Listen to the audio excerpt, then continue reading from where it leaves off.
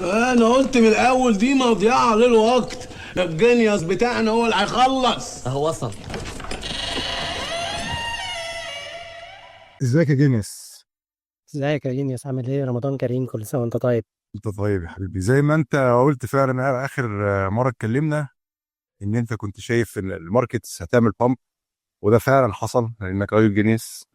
آه هو قبل ما نخش في التكنيكال بس هنقول برضو من الاسباب اللي هي خلت ان يحصل البامب الرهيب اللي احنا شايفينه، ان ترامب طلع اتكلم ان هيبقى فيه احتياطي، زي ما في احتياطي نقدي، احتياطي جولد، احتياطي للذهب للحكومه الامريكيه، هيعملوا احتياطي للكريبتو. وطبعا ده بيعزز فكره ان الكريبتو ده حاجه هتبقى موجوده مش هتنتهي، وان الحكومه الامريكيه ان هي تعمل احتياطي للكريبتو، ان ده بيعزز السبورت للحكومه الامريكيه للكريبتو كورنسيز والايكو سيستم بتاع البلوك تشين. ادينا بقى الابديت عن الماركتس. الابديت عن الماركتس، والله احنا كنا اتكلمنا المره اللي فاتت ان احنا عايزين نعرف هل دي هتبقى ديد كات باونس، يعني هنطلع شويه وننزل تاني، ولا الدنيا كده خلاص رايحه على النيو اول تايم هاي.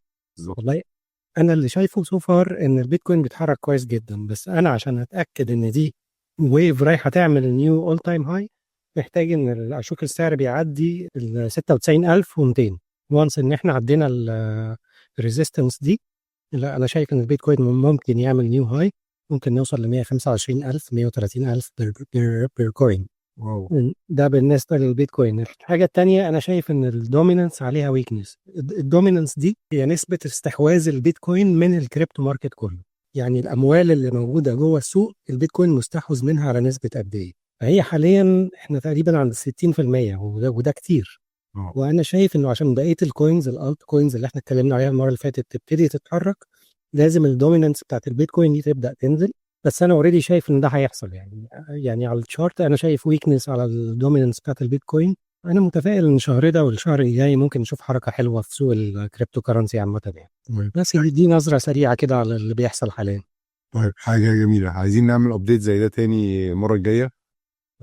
لان واضح ان انت جينيوس في الشارتنج، يعني قلت لنا تنبأت ان احنا هنبقى في صعود واحنا فعلا في صعود. فشكرا ليك، ونتكلم تاني. لو حد عنده اي كومنت او تعليق او اي حاجه عايزين نغطيها، سيبوا لنا كومنت، وهن انكلودد في الابيسودز الجايه. شكرا.